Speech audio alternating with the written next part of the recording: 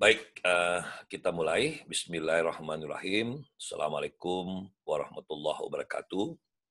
Alhamdulillahirabbil alamin. Puji syukur kita panjatkan kehadirat Allah Subhanahu wa taala. Sholawat kepada baginda Nabi besar Muhammad sallallahu alaihi wasallam. Mohon maaf Om Bagus, matikan dulu WA-nya ya. Karena ini bunyi-bunyi WA-nya. Ya. Baik, Om Bagus lanjutkan. Perkuliahan kita yang Om Bagus rancang sebenarnya Om Bagus pengen kasih bonus, belum bisa Om Bagus jalankan minggu kemarin, karena banyaknya kegiatan Om lewat online, maka saya minta maaf kalau belum sempat saya tambahkan. Insya Allah minggu ini akan ada tambahan, dan kalau kalian ingin juga nguping dan tidak ada kerjaan, anak B itu Om Bagus pindahkan perkuliahannya di Ba'da Maghrib, waktu Indonesia Barat ya. Saya takut kalian ada pulang ke Indonesia Tengah atau Indonesia Timur, kita beda jam. Jadi Ba'da Maghrib, Om Bagus akan mengisi kelas B, dan insya Allah juga materinya kurang lebih sama, tapi boleh jadi ada perbedaan dikarenakan mungkin ada pertanyaan-pertanyaan yang agak berbeda. Ya. Baik, Om Bagus mau tanya sama Lutfia aja tadi. Lutfia lebih lancar komunikasi Om. Lutfia sekarang Om Bagus buka mic kamu ya. Om Bagus buka mic kamu karena Om Bagus kalau ngajar butuh respon-respon suara. Ya, takut kalau saya ngomong terus ternyata ini lagi offline, jadi butuh ada suara. Terus saya butuh bantuan, coba Erna berbicara, saya buka mic-nya dari sini, coba Erna. Sebentar ya, Erna, Om Bagus yang buka mic-nya.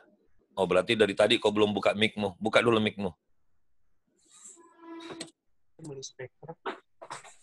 Nggak bisa. Ya sudah. Coba suaranya Erna kayak apa? Ya, Pak.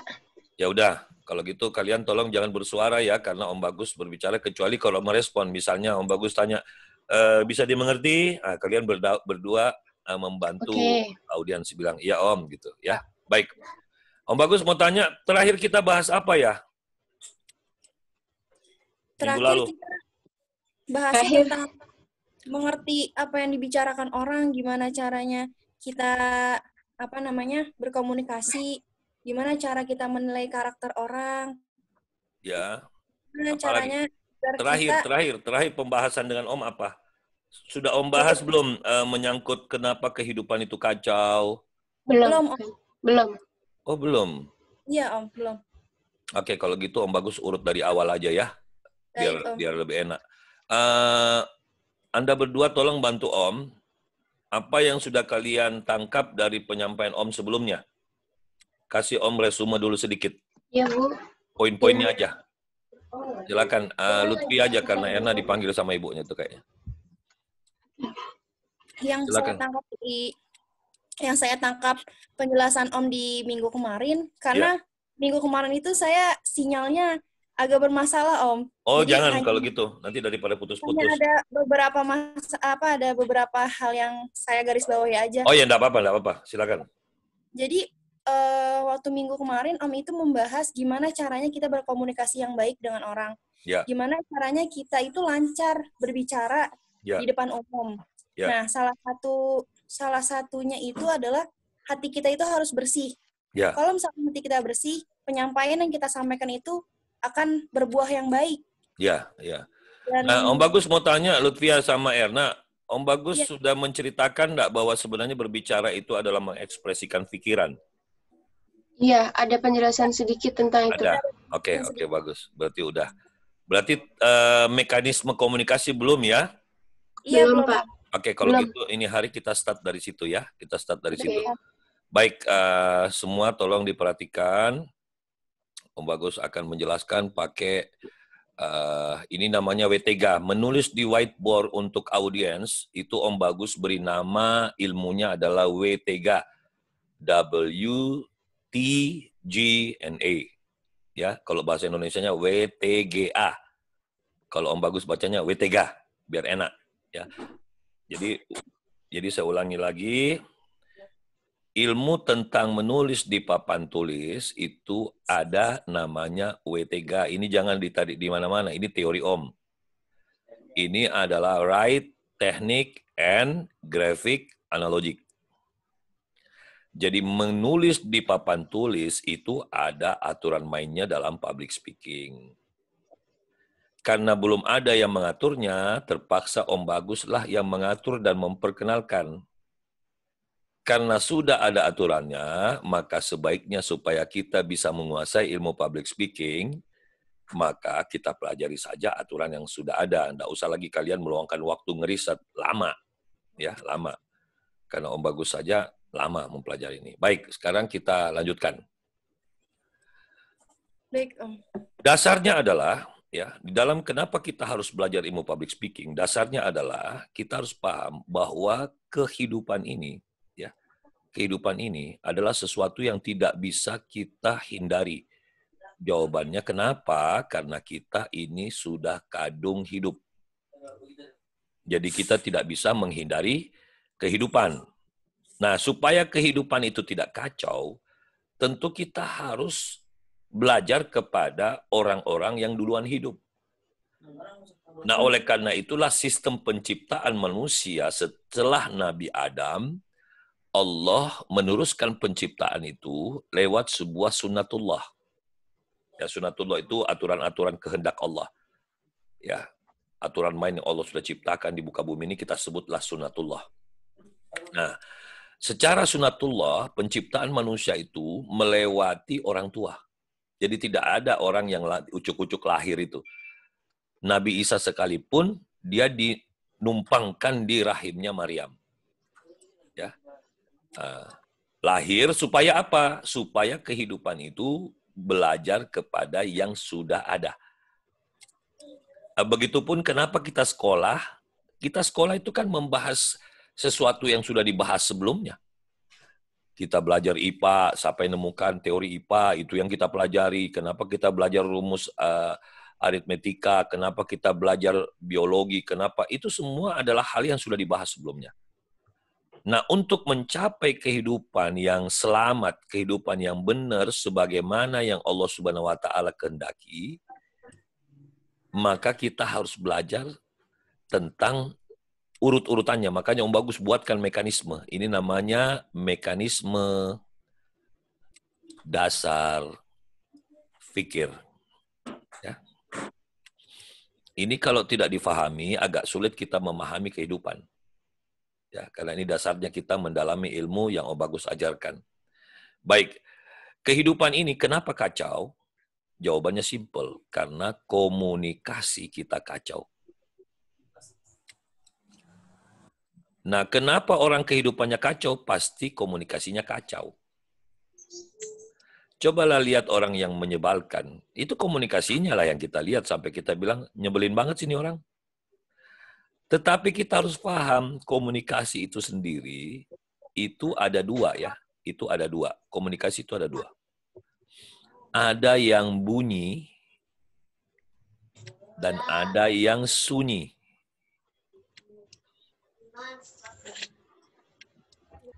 Nah, yang bunyi inilah yang kita sering ucapkan suara-suara, kalimat-kalimat. Ya, atau baik verbal maupun non-verbal. Termasuk, itu juga bunyi. Termasuk. Om, maaf. Ya. Itu kenapa? Yang ini tuh kemarin udah. Terus selanjutan yang buat minggu ini tuh, yang di dalam acting ada 3 fakultas, yaitu penghayatan, ekspresi, dan menari. Setahu Om itu, kemarin ini sudah. Iya, udah. Tapi karena kalian bilang belum, ya saya ulang. Ya udah, enggak apa-apa ya. Kalau gitu kita langsung melangkah ke yang berikutnya ya. Iya. Oke. Ya, yang lain enggak boleh komplain karena ini sudah soalnya. Oke, Pak. Oke, Pak. Sekarang kita lanjut ke, berarti sudah sampai di acting ya? Ya, makanya bunyi sunyi kayaknya iya udah. Iya, Om, sampai acting yang terakhir. Ya, ya udah kalau gitu sekarang Om Bagus jangan lanjut itu karena itu udah. Sekarang bagaimana melakukan proses komunikasi? Ini alurnya ya, ini alurnya supaya kita paham bagaimana public speaking itu sendiri. Karena kita di Usuluddin. Baik, sekarang Om Bagus akan jelaskan kalau kita ingin melakukan proses public speaking, ya, kita harus pahami bahwa berbicara itu adalah membunyikan, ya, membunyikan pikiran. Atau istilah Om yang lain, mengekspresikan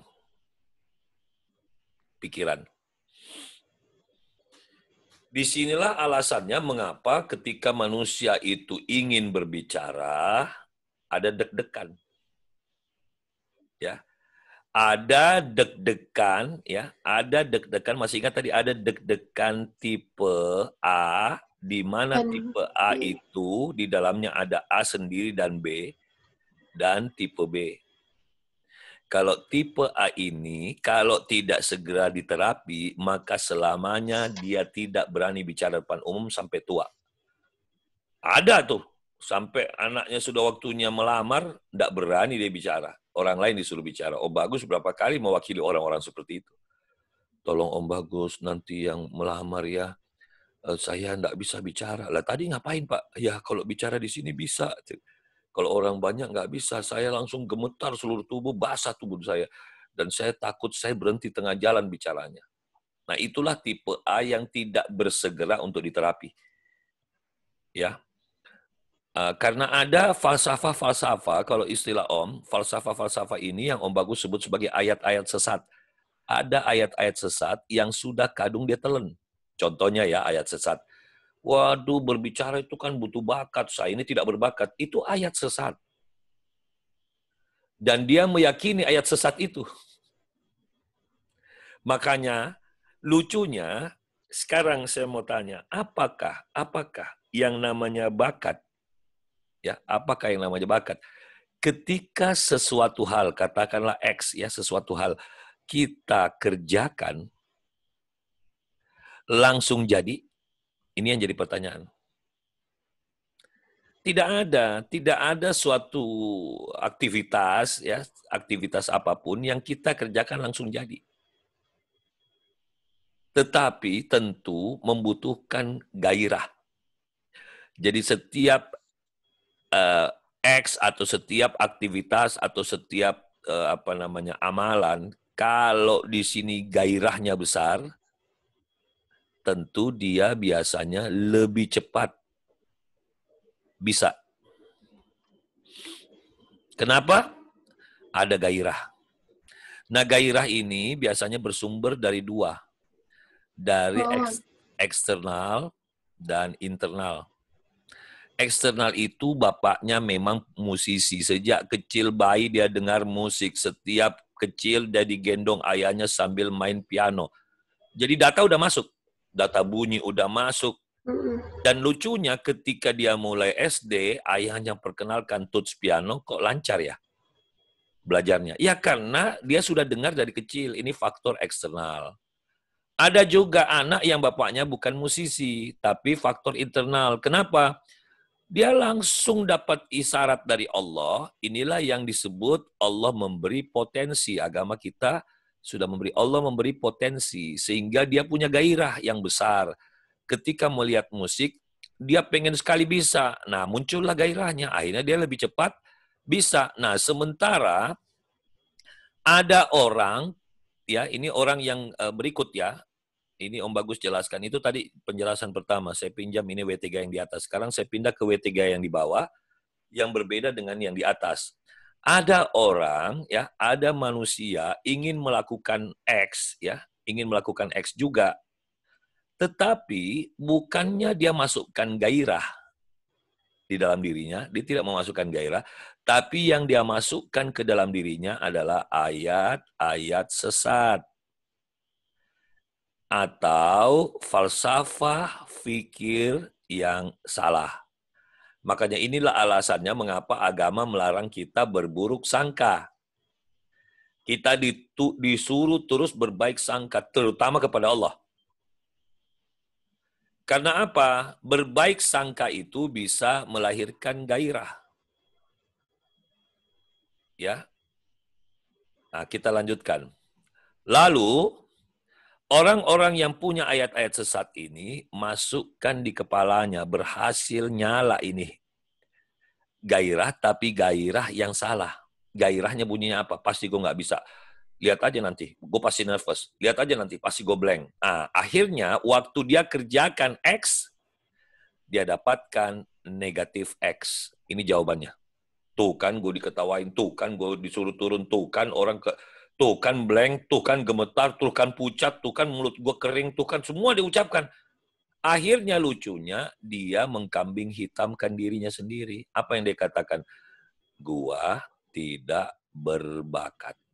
Nah, ini kalau tidak segera dimotivasi, apa yang terjadi? Seumur hidupnya ini yang diucapkan. Dan ini akan menjadi ayat-ayat sesat yang lebih besar lagi dalam hidupnya dan mengungkung dirinya. Sampai di sini bisa difahami? Bisa. Oke, kalau gitu supaya ini tidak berlarut dengan sesuatu yang aneh, Om Bagus ingin membuka dulu tanya jawab. Silakan bagi kalian yang sudah mendengar keterangan tadi untuk bertanya demi menyempurnakan perlawanan kalian kepada ayat-ayat sesat. Karena saya yakin di kelas ini pasti ada yang ngapain sih, gue paling nggak bisa loh bicara depan Om. Gue tuh kalau naik pasti gemetar. Dia yang memastikan. Sekarang Om Bagus informasikan sama kalian, pasti atau kata pasti itu milik Allah. Jangan kamu ambil, jangan kau pakai. Karena kapan kau pakai, Allah izinkan kapok kamu.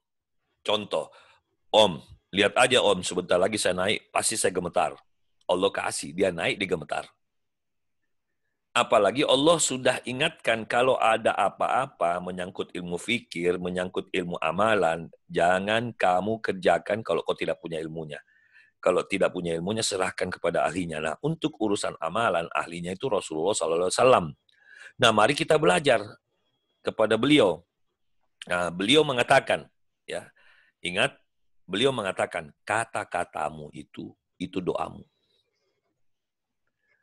Lalu orang-orang tua kita ya dari dulu sudah mengajarkan kita tentang ilmu kata-kata. Apa kata orang tua kita?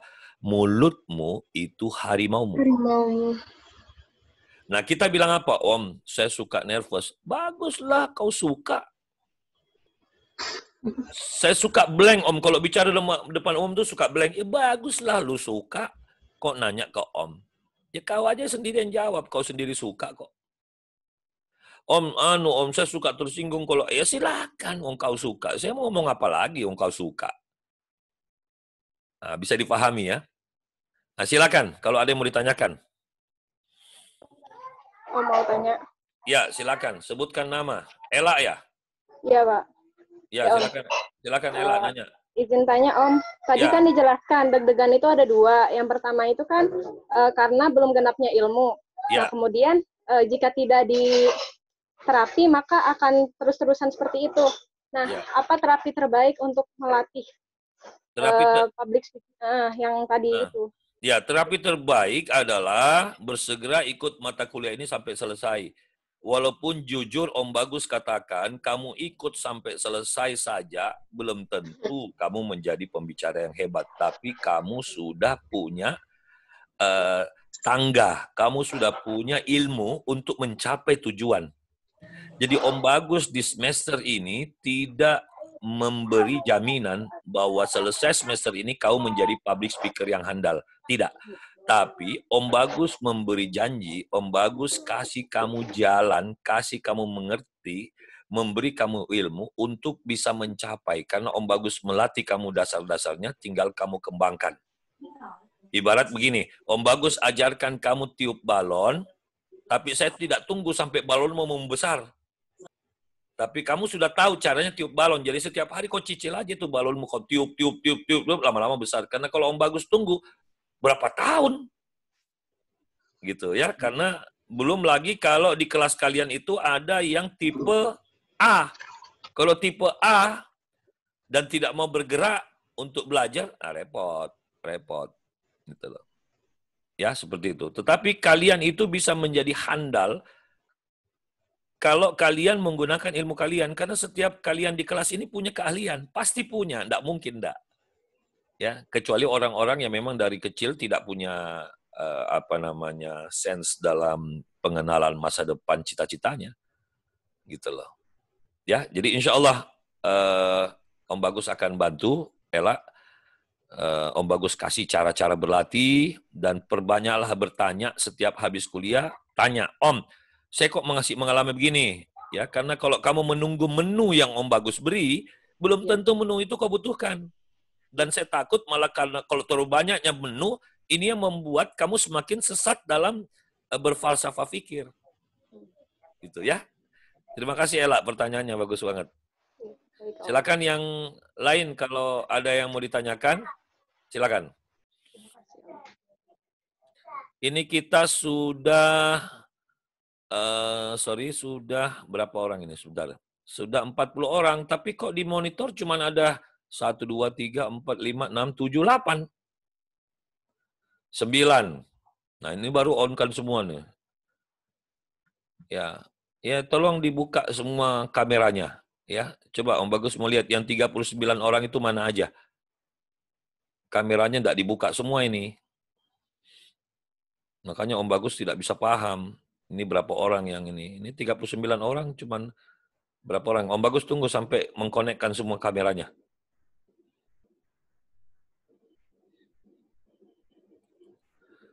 Ini baru berapa orang yang mau-on-kan ini. Terus, buka terus. Jangan izin takut. Ngomong, Om. Ya, izin ngomong, Om. Ya, silakan. Kalau mau bertanya, jangan pakai bahasa umum, langsung bahasa khusus. Om Arif mau tanya gitu. Jangan izin omong Om. Bukan ke pertanyaan sih Om, sekedar menyampaikan. Kadang kalau aktifin kamera, video kayak gitu, jaringannya reconnect Om, menghubungkan ulang. Kalau begitu enggak jadi masalah. Tapi kalau bukan itu alasannya, jangan ya. Enggak apa-apa kalau kamu bermasalah dengan sinyal, silakan bisa di-off-kan kalian punya kamera, enggak apa-apa. Tapi kalau misalnya tidak ada masalah kalian off-kan, ya Om Bagus sedih lah ngomong sama layar kosong. Siap Om, ya? Alhamdulillah udah bagus. Iya, enggak apa-apa. Next time kalau sinyal kamu jelek, kalau kamera kamu on-kan, boleh off-kan. Allah Maha tahu, ya. Siap Om, terima kasih. Terima kasih Arif. Nanti next time kalau mau bicara, langsung sebutkan nama ya. Misalnya, Assalamualaikum Om, Arif mau ngomong sebentar. Nah gitu, ya. Arif, thank you. Oke. Silakan kalau masih ada yang mau bertanya. Langsung buka sendiri mic-nya, sebutkan nama. Buka sendiri mic-nya. Masih ada yang mau tanya? Kalau tidak ada, Om Bagus lanjut ya. Baik, jadi tadi kita sudah bahas bagaimana seseorang itu kalau dia pakai ayat-ayat sesat dalam berpikir. Ini enaknya nih kalau ngajar online boleh merokok kita. Kalau di kampus nggak boleh. Baik, Om Bagus lanjutkan. Jadi kita pilih ini ya, sorry. Kita pilih ini. Ini tadi sudah beda, ini sekarang kita pindah ke sini. Jadi, public speaking itu atau berbicara itu adalah membunyikan pikiran atau mengekspresikan pikiran. Nah, disinilah kita mendapat jawaban mengapa orang-orang itu takut berbicara di depan umum. Karena ini, dari falsafah ini keluarlah sebuah keterangan ketika Om Bagus mendalami, meriset ilmu ini, Om Bagus menemukan jawaban. Ya, karena adanya keterangan yang cukup lama yang berbunyi, orang dinilai dari cara dia berbicara. Inilah yang menjadi penyebab. Ini falsafah, diterima atau tidak suka, falsafah ini penuh kebenaran. Manusia dilihat dari cara dia berbicara. Kenapa bisa dilihat, Om? Karena ternyata setelah Om Bagus dalami, berbicara itu sebenarnya adalah mengekspresikan pikiran. Kenapa orang jadi nervous? Takut ketahuan pikirannya itu kosong. Takut ketahuan pikirannya itu on. Takut ketahuan pikirannya itu salah. Takut pikirannya ketahuan kalau pikirannya itu selalu aneh. Coba bayangkan itu. Sehingga inilah yang Om Bagus tadi jawab dari pertanyaannya Lutfia. Mengapa ada tipe A dan B? Tipe A karena belum genap ilmunya. Akhirnya ke sini tah? Akhirnya ke sini tah? Akhirnya ke sini tah? Nah, inilah yang menyebabkan dia takut berbicara depan umum. Sampai di sini bisa dipahami? Kita lanjutkan. Ini Om Bagus hapus ya. Sekarang kita lanjutkan. Jadi, untuk memperlancar berbicara supaya kita bisa menyelesaikan problem falsafah yang salah dari tipe A, maka kita pelajarilah ilmunya. Ya, supaya genap. Ternyata, walaupun kita mempelajari sebuah ilmu, katakanlah ilmu apa? Katakanlah ilmu Al-Quran kita dalami. Lalu ketika ilmu Al-Quran ini akan di-delivery, ya, dia membutuhkan ilmu. Ilmu lagi, ilmu tentang bagaimana mendelivery. Inilah ilmu yang disebut dengan cara penyampaian. Bagaimana ilmu Al-Quran ini disampaikan kepada umat? Bagaimana ilmu Al-Quran ini disampaikan kepada keluarga kita? Bagaimana ilmu ini saya sampaikan kepada masyarakat yang non-Muslim? Bagaimana ilmu ini? Bagaimana ilmu ini? Ini semua butuh cara. Jadi bayangkan kalau kalian sudah menjadi orang hebat, ilmu apapun ada, tapi tidak punya cara, maka ini akan sia-sia. Sekarang Om Bagus tanya sama kalian. Apakah Rasulullah SAW itu ilmunya cuma Al-Quran? Atau dia punya ilmu komunikasi yang hebat? Atau dia punya, ya, punya juga. Dan dia juga punya ilmu kejiwaan, ilmu. Bayangkan. Karena kalau itu tidak dimiliki agak repot. Ya.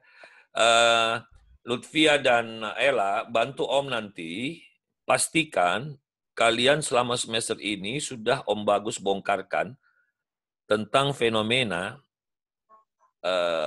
teorinya Om menyangkut pengantar datangnya hikmah ketika ngaji. Ya. Fenomena apa, Om? Fenomena.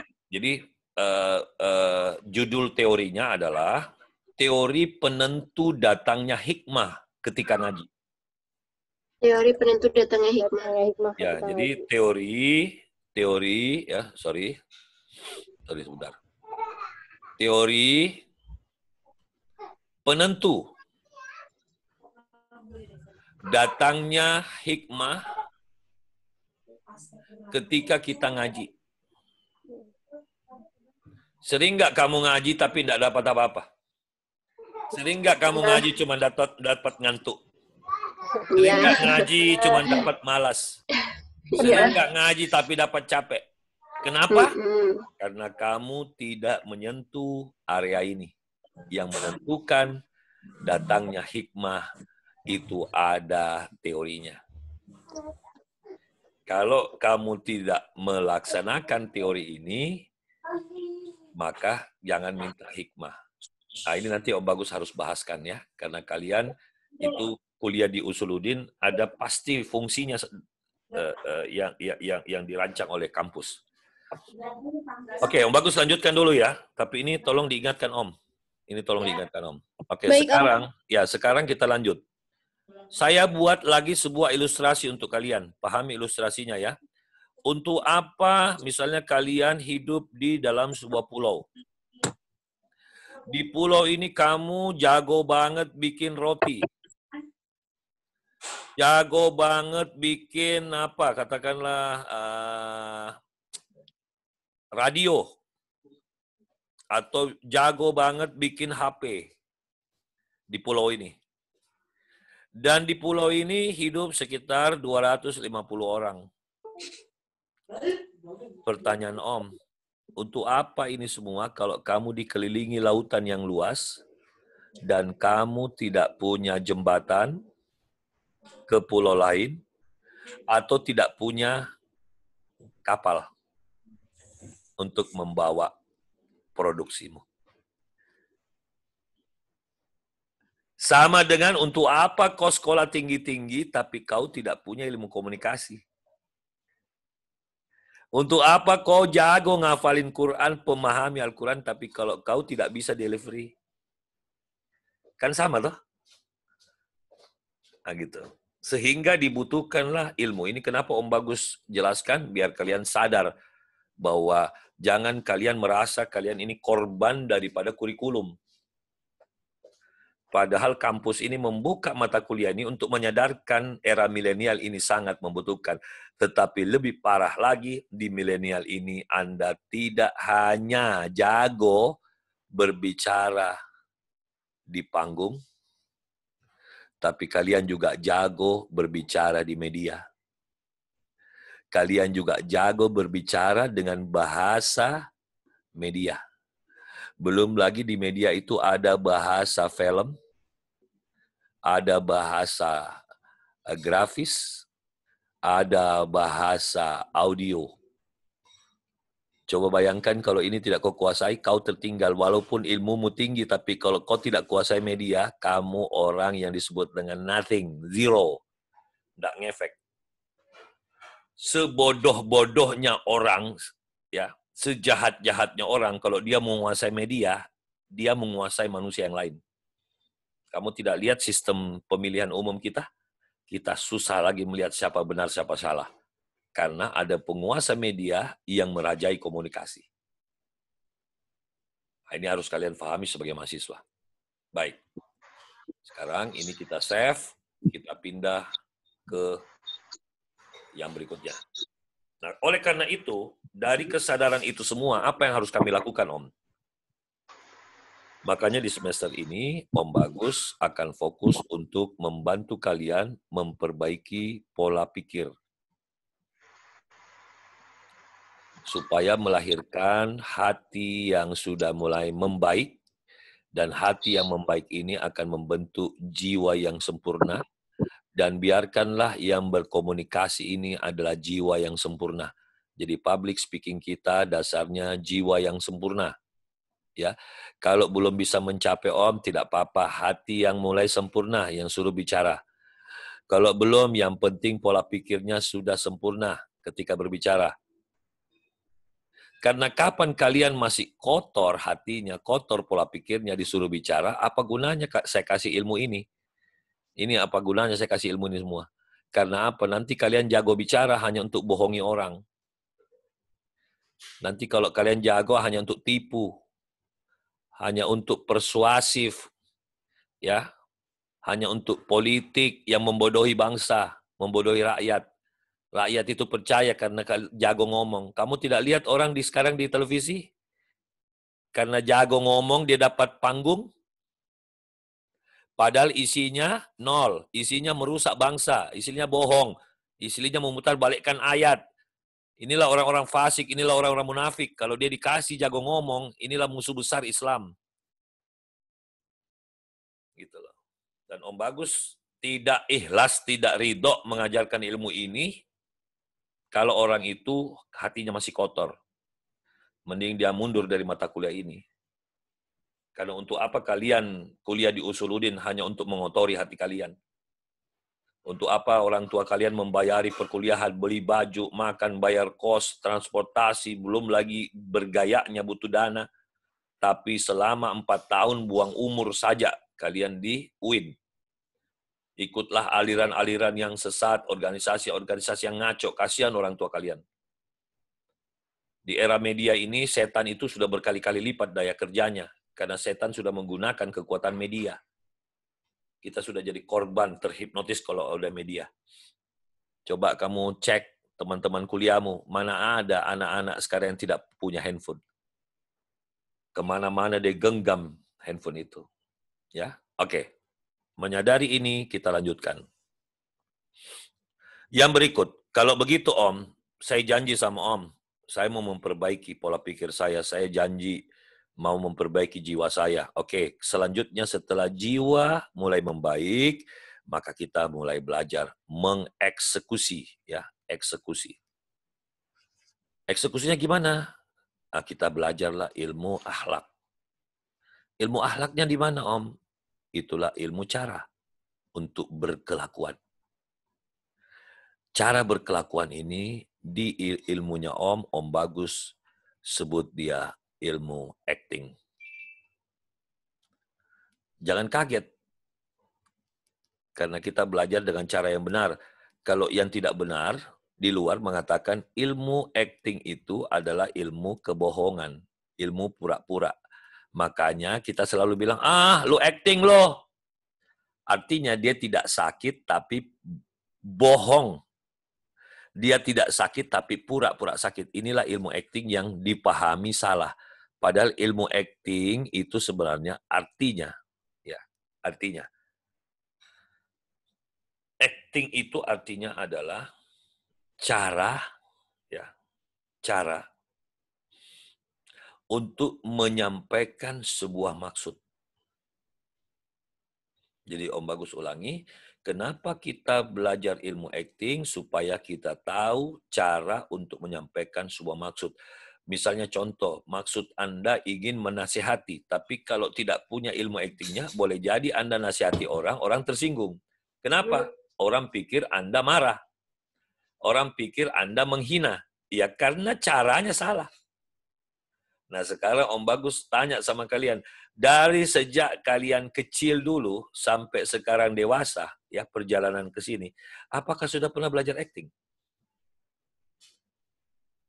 Saya yakin di kelas kamu boleh tempeleng Om kalau kau pernah belajar acting. Karena apa? Karena mestinya inilah ilmu yang harusnya dipelajari dari awal, supaya kita hidup ini tidak salah acting. Contoh, mungkin kamu pernah main ke rumah temanmu, ya toh? Lalu lihat ibunya temanmu itu bawel. Lalu dijawab oleh temanmu dengan bahasa yang lebih kasar. Atau kita main ke rumah teman kita, tiba di teras bapaknya baca koran atau lagi main Facebook atau apa, ya. Kita lewat, teman kita masuk begitu saja, tidak ada salam, tidak ada cium tangan, tidak ada memperkenalkan kita kepada bapaknya. Ternyata ini aktingnya salah juga. Anak ini aktingnya secara Islam salah. Ternyata bapaknya juga aktingnya sudah salah. Ketemu ibunya juga aktingnya salah. Jadi bapak ibu yang aktingnya salah melahirkan anak-anak yang lebih salah lagi aktingnya. Sementara ilmu akting ini adalah ilmunya Rasul. Rasul itu aktingnya subhanallah. Tidak ada manusia yang melihat Rasulullah itu tidak takjub. Semua suka melihat Rasul. Semua terhibur ketika dia datang. Semua merasa senang, bahagia ketika ada Rasul di sisinya. Karena Rasul menguasai ilmu acting ini. Cara duduknya Rasul, cara makannya Rasul, cara minumnya, cara berjalannya, cara berkudanya, cara main pedangnya, cara dia menjelaskan sesuatu, cara nasihati, cara dia memandang penyakit, cara dia memandang fikir, memahami. Waduh, ilmu actingnya Rasul itu, wah subhanallah, sampai diarahkan kemanapun dia kuasai. Nah, inilah yang kita mau mendalami. Jadi saya ulangi lagi, acting adalah ilmu tentang cara menyampaikan sebuah maksud. Jadi jangan salahkan Om ketika Om mengajari kalian acting. Nah, untuk mendalami acting itu sendiri, ya, untuk mendalami acting itu sendiri, kita butuh 3 teknologi. Yang pertama adalah penghayatan.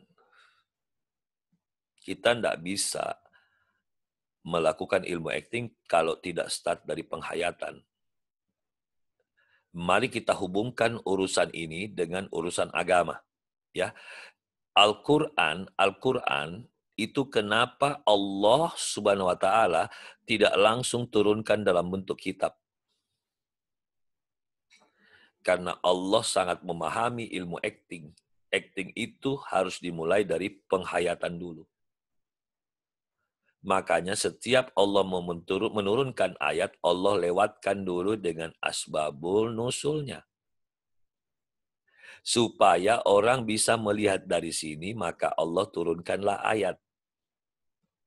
Supaya ketika kita membaca ayat ini, kalau kita bengong, tidak paham, mundurlah ke asbabul. Oh, ini dulu diturunkan ketika ada kejadian begini. Penghayatan tah. Makanya Al-Quran itu jangan sibuk kalian hanya fokus kepada bunyi-bunyiannya, hurufnya, tajwidnya. Walaupun Om Bagus tidak merendahkan ilmu tajwid. Itu wajib. Tetapi jangan kau puas dengan hanya tajwidmu, dengan suaramu yang bagus. Karena Al-Quran itu bukan lagu-laguan. Bukan bunyi-mujian, tapi dia pedoman. Kalau dia pedoman berarti mengaji itu harus sampai kepada yang disebut dengan paham. Kalau kalian tidak sampai dipaham, itu terancam ke neraka. Mana dalilnya, Om? Silakan buka surah Al-A'raf ayat 179. Itu dalilnya. Allah katakan, ku beri dia hati tapi tidak digunakan untuk memahami ayat-ayatku. Makanya kenapa Allah mengatakan dia seperti hewan ternak bahkan lebih buruk? Karena Allah akan masukkan orang-orang yang tidak mau memahami ayat-ayat Allah. Kenapa? Karena Allah jengkel, Allah sudah kasih hati tapi tidak dipakai.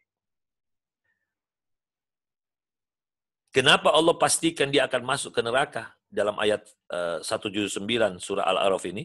Karena sudah pasti orang yang tidak menjalankan penghayatan, maka dia tidak bisa menjalankan rumus acting yang kedua, yaitu rumus ekspresi. Bagaimana dia bisa berekspresi kalau penghayatan tidak tahu?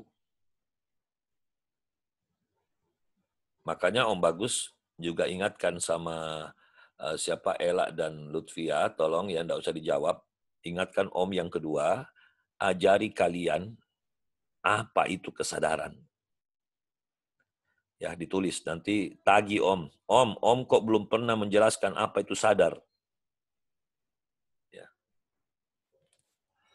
Karena kalian kalau tidak tahu sadar, nggak bisa kalian berbicara standar sadar. Ya, karena kita ini hidup dikendalikan oleh bawah sadar. Oke, kita lanjut ya. Sudah sampai di ekspresi. Nah, untuk menjalankan ekspresi, kita harus paham apa itu ekspresi. Ekspresi adalah ilmu, ya, ilmu untuk menyampaikan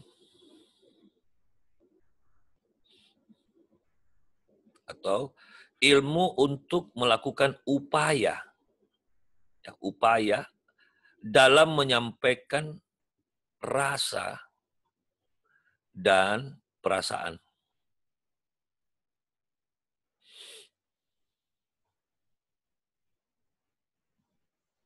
Jadi saya ulangi, ekspresi adalah ilmu tentang upaya untuk menyampaikan sebuah rasa dan perasaan. Tidak punya ilmu ekspresi, kita selalu akan miscommunication. Ingat, saya ulangi lagi, tidak punya ilmu ekspresi akan terjadi miscommunication, dan di mana miscommunication ini akan melahirkan misunderstand. Pernah enggak kalian merasakan ada teman ngomong gini, Ella, ternyata kemarin kau marah. Kenapa enggak bilang? Nah, Ella bilang, emang kalau gue marah harus bilang? Nah, lalu pacarnya Ella ngomong gini, oh, jadi lo kemarin cemburu. Pantesan diam-diam aja. Bilang dong kalau cemburu. Ella bilang apa? Mestinya lu tahu dong. Lu kok tahu gue cemburu, tapi kok lu lanjutin, berarti lu tidak punya perasaan. Loh, kok kamu bilang saya tidak punya perasaan? Jadi ternyata dua-dua tidak punya ilmu ekspresi. Ella ekspresinya salah, pacarnya juga salah. Apa yang terjadi? Kapan hubungan kalian bisa sakinah, lancar ke pernikahan? Karena akhirnya kalian mengatakan apa? Gue nggak cocok sama dia. Pacar lu bilang apa? Gue juga nggak cocok sama lu. Kenapa nggak cocok? Karena ekspresinya beda. Karena ekspresi kalian akan melahirkan miscommunication, di mana miscommunication itu menciptakan misunderstand. Ya, semoga bisa difahami sampai di sini. Baik, ini karena terlalu penuh whiteboard-nya, Om Bagus pindah dulu ya. Ini kita save, kita pindah lagi. Nah, sekarang kita sudah sampai, Om Bagus ulangi dulu biar tidak hilang datanya ya. Jadi, acting, ya rumusnya itu yang pertama adalah penghayatan. Nah, yang kedua adalah ekspresi. Jadi, jangan coba-coba kamu mengekspresikan sesuatu yang kamu belum hayati. Muncullah keterangan dari Rasulullah SAW. Beliau mengatakan, amalan. Apa itu amalan? Coba kita samakan dulu persepsi kita. Ai Husni, apa itu amalan? Yang tiap hari kita lakukan. Yang tiap hari kita lakukan. Ya. Lebih sempurna lagi. Yang amalan. Amalan maksudnya di sini itu amalan dalam Islam atau amalan yang sering kita lakukan, Om? Apa saja, apa yang kau maksudkan yang dimaksud amalan? Amalan itu yang sering kali kita lakukan. Sebenarnya bukan sering kali kita lakukan, ya. Karena termasuk yang tidak sering juga itu bisa disebut amalan. Mungkin bagi kamu tidak sering, tapi bagi orang lain itu sering. Jadi amalan adalah apa yang kita perbuat, apa yang manusia perbuat, itu semua disebut amalan. Oke? Nah, karena ada yang berasumsi amalan itu ya adalah wirid. Minta amalannya dong. Ternyata yang dia maksud itu wirid. Om Bagus, ada ndak amalan-amalan? Amalan itu jangan diorientasikan wirid. Karena wirid itu amalan mulut. Sementara manusia itu emang mulut doang. Kamu mau yang masuk surga itu mulutmu doang? Jadi kesalahannya, kalau mau minta amalan, biasanya saya bilang, kalau ada orang bilang, Om, minta amalan dong supaya hati bersih, gampang. Tiap hari kau pergi sedekah. Bantu orang tuamu. Mohon ampun sama dia. Jangan kau lanjutkan nafsu malasmu. Berkemaslah untuk semangat. Isi hari-harimu dengan sesuatu yang positif diperintahkan oleh Allah dan Rasulnya. Dan kok banyak amalannya, Om? Lah, kau minta, tanya. Ku beri, masih tanya lagi. Dasar kamu ini bukan bertanya. Kamu hanya ingin membunyikan kata-kata saja. Betul, ya. Karena dia ngomong itu, dia tidak menghayati. Jadi sekali lagi, mari kita lihat urut-urutannya. Di dalam acting, jangan melakukan acting yang tidak dimulai dengan penghayatan. Makanya kenapa Al-Quran itu wajib untuk dipahami. Untuk memahami Al-Quran, kita melewati proses ngaji. Makanya Om Bagus bilang, ingatkan Lutfia dan Ella, Om Bagus harus menjelaskan teori penentu datangnya hikmah ketika ngaji. Karena jangan sampai kita ngajinya ini ngaco. Ya, Om Bagus lanjutkan. Oleh karena Rasulullah SAW sudah mengajarkan, akhirnya Om Bagus membuat penafsiran dalam ilmu acting, jangan kamu berakting kalau belum melakukan penghayatan. Janganlah kamu beramal kalau kau belum punya dua hal, kata Rasul. Yang pertama itu ilmu. Makanya Rasul kasih bocoran lagi tentang ini. Ada bocoran keduanya. Bunyinya apa? Apabila sebuah urusan bukan dilakukan oleh ahlinya,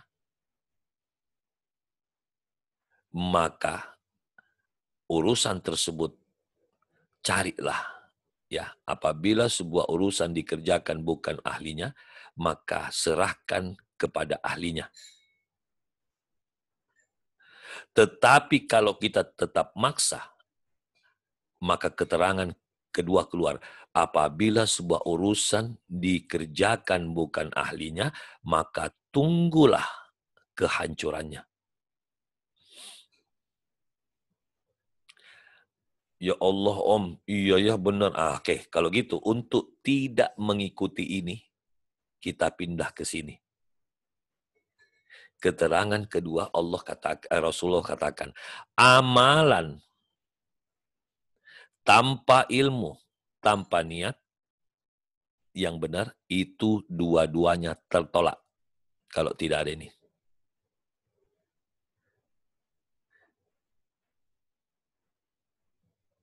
Kalau begitu Om, bagaimana kita bisa memahami manifestasi ini? Manifestasinya ada di sini. Jangan kau ekspresikan sesuatu sebelum kau hayati. Makanya Rasul ingatkan, kalau kau mau mengamalkan sesuatu, segera pelajari ilmunya. Supaya dengan ilmu yang lengkap, ilmu yang paham, ilmu yang kafa, niatmu benar. Saya kerjakan ini Om, karena Allah perintahkan, Rasul juga keluarkan dalam hadisnya. Dia melakukan gini, makanya itu yang saya kerjakan. Benar niatmu, kau punya ilmu, pindahlah segera ke ekspresi. Ekspresikanlah itu. Nah, ekspresikan itu, makanya niat itu kenapa dibaca. Karena itulah ekspresi. Oke, sekarang bagaimana caranya berekspresi Om? Ekspresi itu ada 3 langkah, 3 instrumen, 3 tools. Tools yang pertama adalah mimik.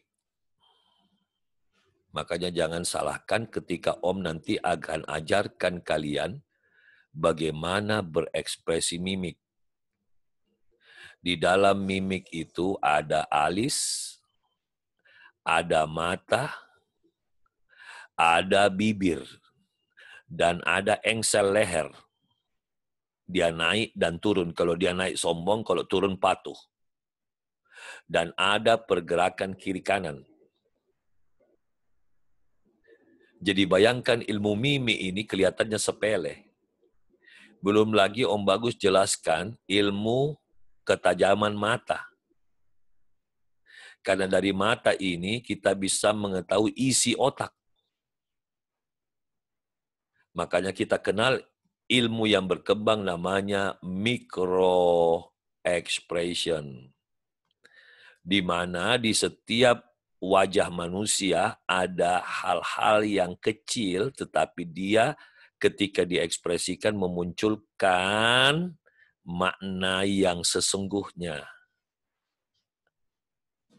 Ini ada, malah dipakai di kepolisian untuk penyidikan. Om Bagus juga sering pakai ilmu ini. Ini lebih dahsyat daripada lie detector. Lie detector itu tidak lebih dari 5% tingkat kebenarannya. Itu pun harus tahu siapa operator yang mengendalikan alat itu. Oke, bisa dipahami ya? Mimik. Nanti kita harus belajar. Makanya di semester ini kita akan belajar bagaimana menciptakan mimik. Yang kedua, suara.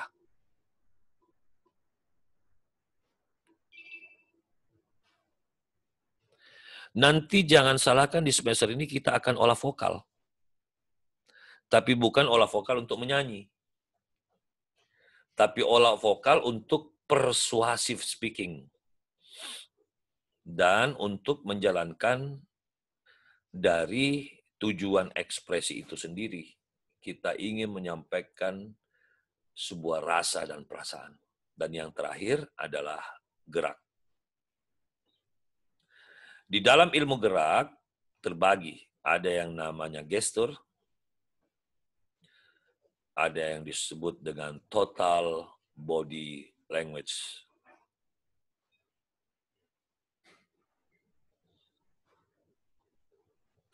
Ternyata jelimet ya ilmu public speaking. Baru paham ya? Makanya Om Bagus bilang, orang kadang-kadang mau ikut pelatihan public speaking sehari. Gila, Om Bagus ini bertahun-tahun mendalami ilmu ini. Di KAFI aja di kampus Om itu 2 semester tidak ada mata kuliah lain. 2 semester, dan semesternya di KAFI itu bukan 6 bulan. Bisa sampai 1 tahun, 1 semester. Makanya kenapa kuliah di sana itu 6,5 tahun.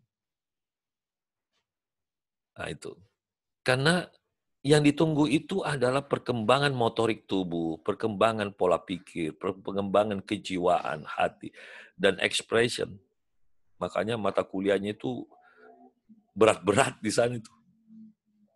Karena mereka diobok-obok, apalagi tujuan mereka berbicara ingin menjadi motivator, semakin lama lah kuliahnya. Karena kampus itu juga harus menjadi hospital, harus menjadi rumah sakit untuk mahasiswanya. Termasuk Usuluddin ini.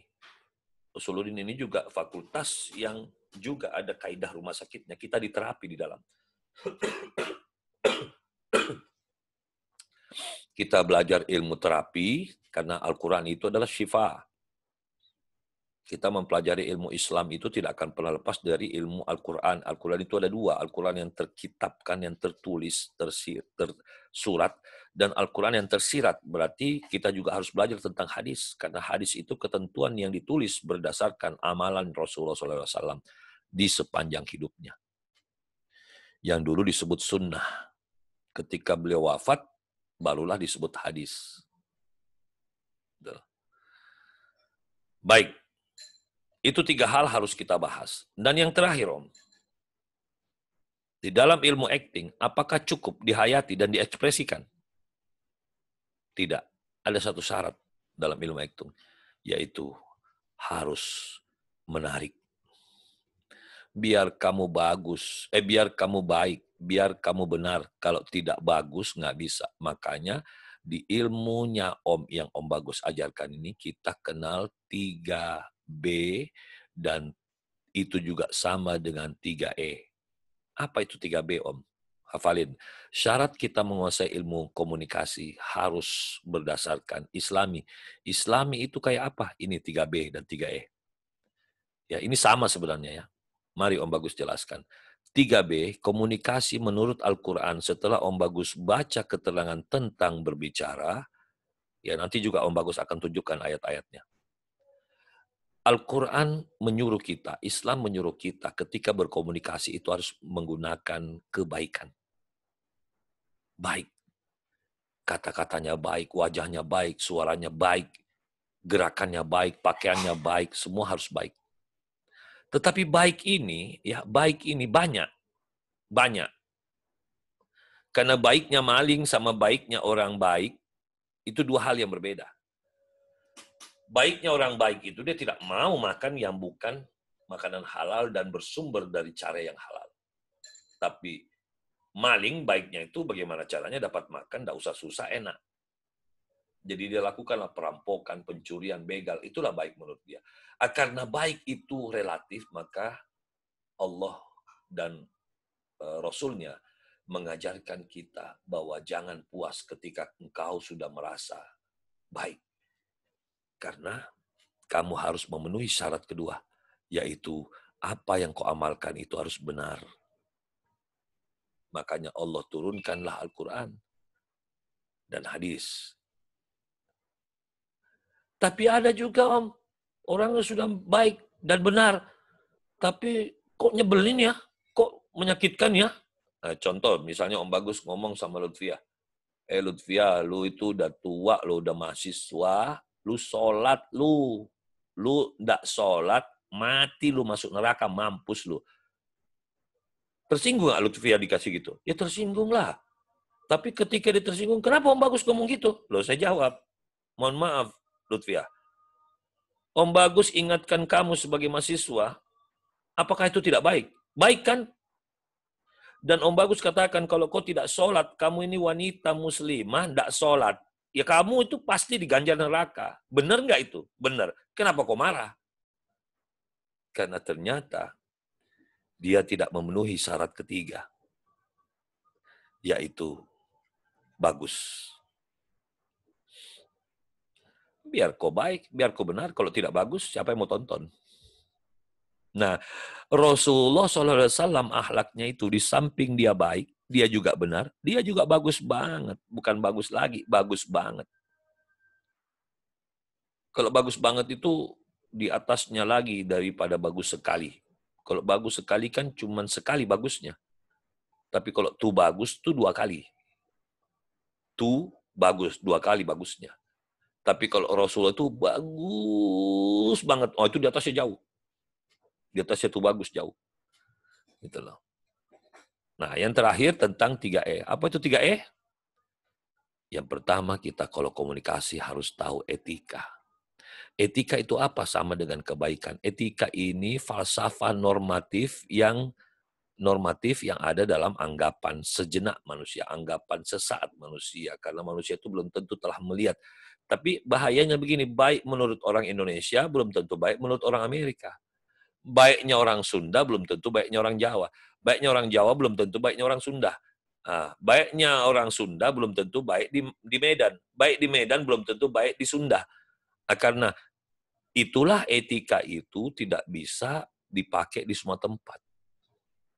Maka harus ada yang namanya E kedua. E kedua ini disebut etiket. Etiket ini adalah aturan-aturan. Jadi etiket makan bersama, nah, itu ada aturannya. Etiket berpakaian. Dan yang terakhir, yang ketiga adalah estetika. Jadi sama kan? Ini baik, ini benar, ini bagus. Nah, karena sudah pukul 12, Om Bagus minta maaf. Kita harus mengakhiri perkuliahan kita. Tapi sebelum kita mengakhiri, Om Bagus memberi kesempatan kalian untuk bertanya. Silakan bagi kalian yang ingin bertanya. Dan kalau kalian tertarik mendengarkan penjelasan tambahan, boleh kalian juga on nanti di saat anak B kuliah di Ba'da Maghrib. Ya, Ba'da Maghrib. Begitu. Baik, sekarang kita buka kesempatan untuk tanya jawab. Silakan. Langsung buka mic-nya sendiri, sebutkan nama. Kalau saya sudah sebutkan namamu kembali, misalnya Om, Bilkis mau nanya. Nah, saya dengar kata Bilkis. Oke, Bilkis yang sekarang bicara. Kalau misalnya Bilkis tubrukan sama Fauzan, kalau Om Bagus sebut Bilkis, berarti Fauzan harus diam. Atau kalau Om Bagus bilang, oke silakan Fauzan, berarti Bilkis yang diam. Silakan. Jangan semuanya buka mic. Ya, kita adu dulu siapa yang mau bicara dulu, siapa yang mau nanya. Silakan.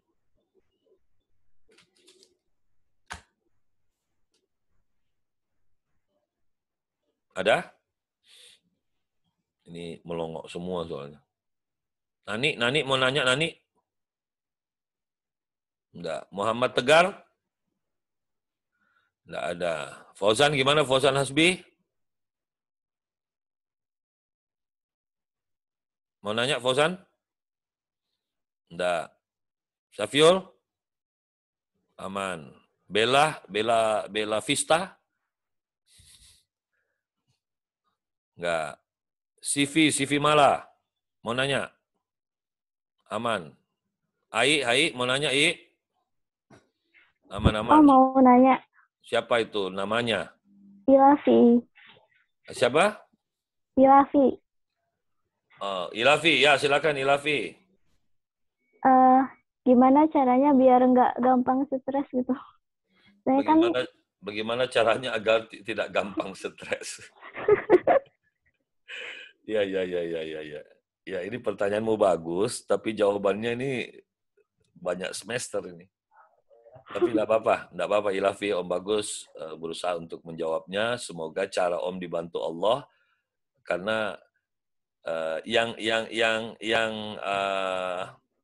banyak godaannya itu bukan menjawab pertanyaanmu. Godaannya itu apakah setelah Om Bagus menjawab kau paham? Itu godaannya di situ ya, tapi tidak apa-apa. Om Bagus akan berikhtiar ya. Begini, apa sih itu stres? Ya. Jadi kita gambar dulu otak ini terpaksa. Otak itu kan ada sistem loading. Ya, sistem loading. Ini bergerak terus berputar. Setiap kita terbangun dari tidur, ini jalan. Tapi waktu kita tidur, dia jalan tapi pelan sekali berjalannya. Ya, ini bisa dilihat dari alat yang namanya elektroencephalograph (EEG). Ya ternyata manusia itu secara EEG ada sekian cycle per second, CPS namanya. Ya CPS. Oke, nantilah suatu ketika Om Bagus bantu jelaskan. Yang jelas, kenapa ini berputar, dia mengolah data. Nah, di dalam komputer ini namanya proses loading. Setiap kita bangun tidur ini jalan. Kau perintah ataupun tidak jalan. Tapi ketika ada sesuatu yang mengacaukannya, dia bisa terhambat jalannya. Atau suatu ketika dia akan kencang. Dia akan kencang. Kenapa itu bisa terjadi, Om? Ya, mari kita lihat. Semua itu sangat dipengaruhi oleh data. Masih ingat tadi, sebelum kita melakukan acting, apa yang harus dilakukan? Penghayatan. Penghayatan itu fungsinya untuk apa? Untuk paham. Jadi jawaban pertama kenapa, ya, mengapa orang gampang stres? Dia kurang data. Ya, kurang data. Karena dia kurang data, dia kurang paham.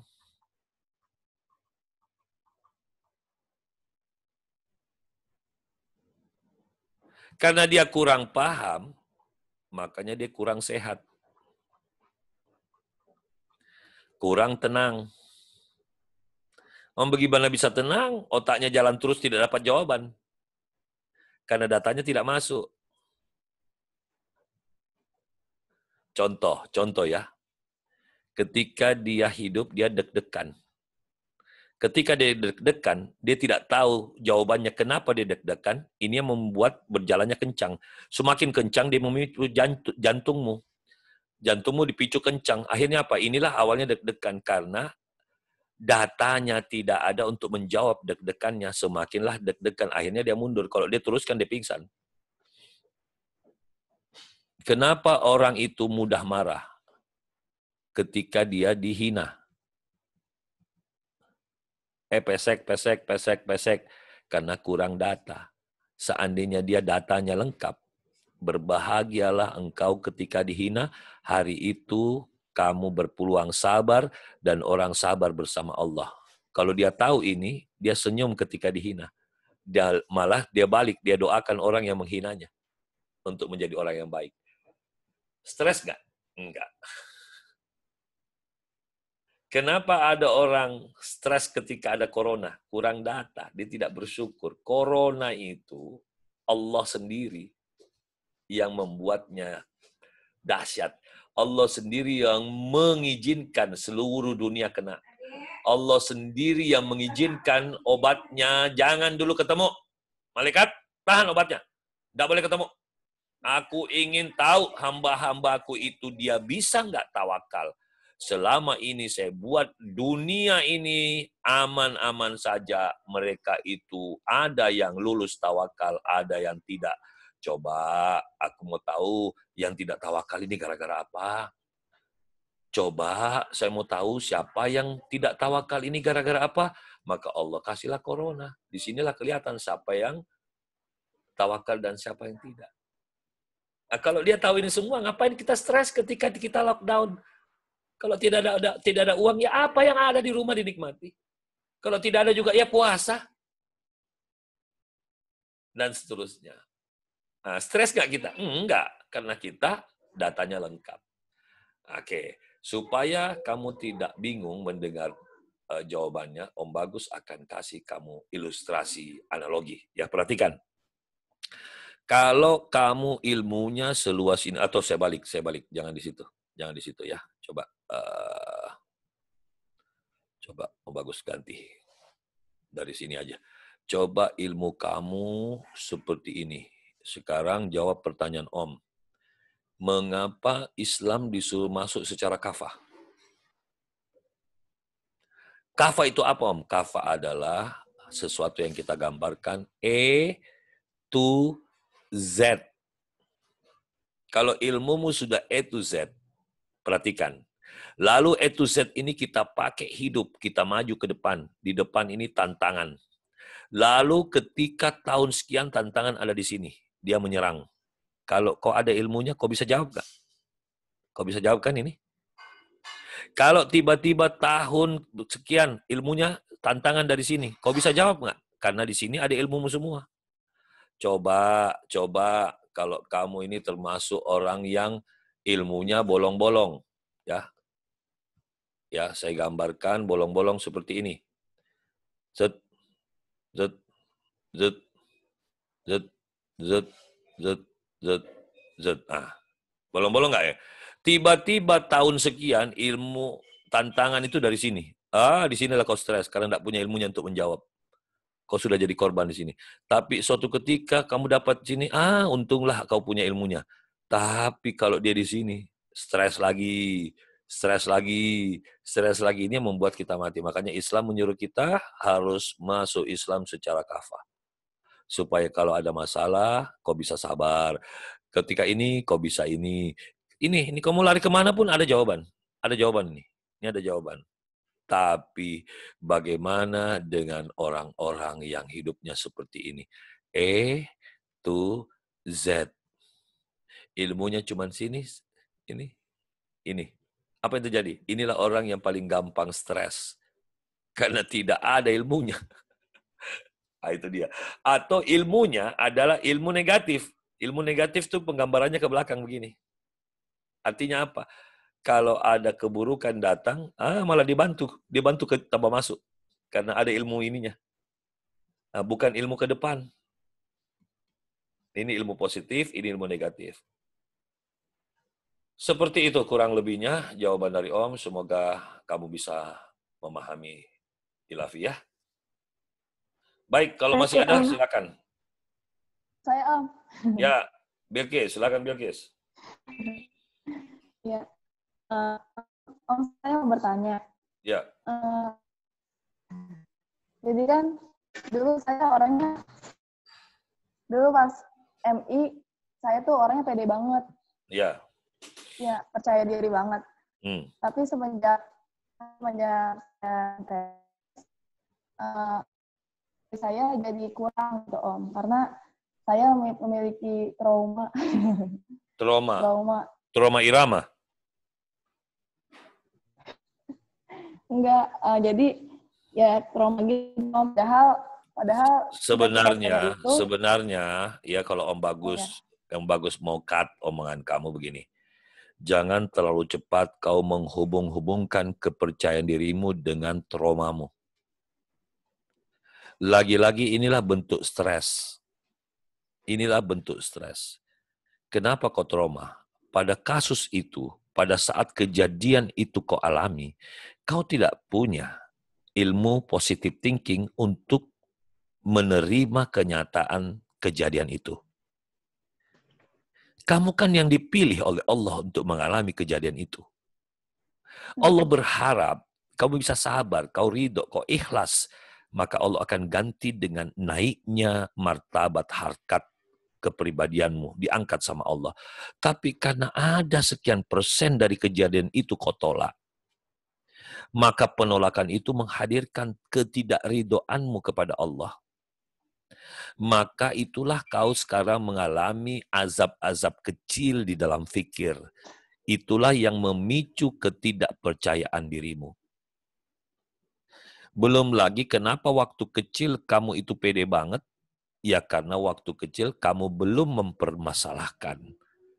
Termasuk, mohon maaf ya, ini bukan untuk Bilqis, semuanya saja. Ya, kalau kamu masih memandang dunia ini pakai mata, maka itulah penyebab terbesar kamu keserang rasa tidak percaya diri. Contoh, saya kasih contoh ya. Mohon maaf, semoga Om Bagus salah. Ketika kamu masih melihat bentuk tubuh manusia, maka kamu akan kena ketidakpercayaan diri. Ya. Jadi ada orang juga diuji oleh Tuhannya, dikasih, mohon maaf ya, dikasih tubuh yang seksi, tinggi besar, dikasih kulit yang mulus, putih.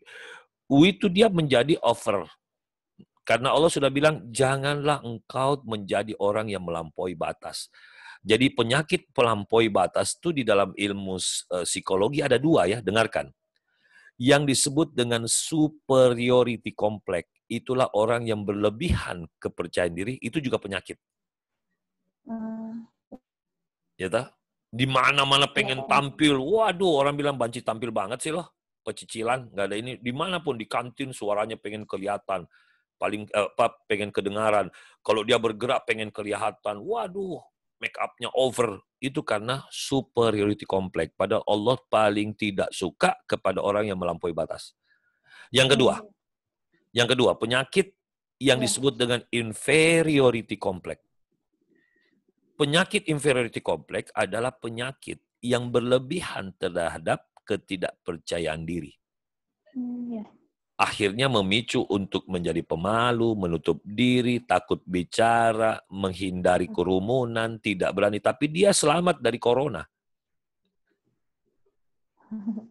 Ya kan? Karena dia tidak mudah kena virus, karena dia inferiority complex. Yang kena virus itu yang superiority, ada di mana-mana. Keluar seperti itu ya. Jadi Bilqis, nanti lebih lengkapnya kalau mau bertanya bisa ditemani oleh satu orang perempuan temanmu. Om Bagus ceritakan apa yang kau alami sebenarnya. Ya, sampai kau mengalami ketidakpercayaan diri itu. Padahal sebenarnya powermu itu besar. Cuman yang membunuh powermu kamu sendiri. Banyak orang Om Bagus kenal powernya besar, tapi ternyata dialah orang yang injak rem. Padahal contoh ya, kalau kamu punya mobil cc gede, katakanlah 4000 cc, apa gunanya kalau kamu sendiri yang injak remnya? Nggak boleh. Dan ada orang cc-nya cuma 150, tapi dia berani injak gas full, maka dia yang paling kencang. Jadi kendaraan tidak lihat dari cc-nya, tapi dilihat bagaimana kita memanfaatkan cc itu. Ya, demikian Bilqis. Semoga ini bisa memicu kepercayaan diri kamu untuk beberapa hari ini semakin meningkat. Dan Allah Subhanahu Wa Taala akan memberi nikmat ya untuk kita memahami bagaimana memperbaiki diri kita. Baik, bukan Om Bagus tidak mau melanjutkan dengan pertanyaan. Bagi pertanyaan yang masih ada, dialihkan ke ba'da maghrib. Ya, Om Bagus akhiri karena kita harus melaksanakan sholat duhur dan santap siang. Kita akhiri dengan hamdalah, alhamdulillahirrabbilalamin. Kita tutup dengan doa kafaratul majelis. Subhanakallahumma wa bihamdika asyhadu an la ilaha illa anta astaghfiruka wa atubu ilaik. Wabillahi taufik wal hidayah. Assalamualaikum warahmatullahi wabarakatuh. Waalaikumsalam warahmatullahi wabarakatuh. Alhamdulillah. Terima kasih banyak, Om. Ya, sama-sama ya. Om Bagus langsung off air ya, langsung.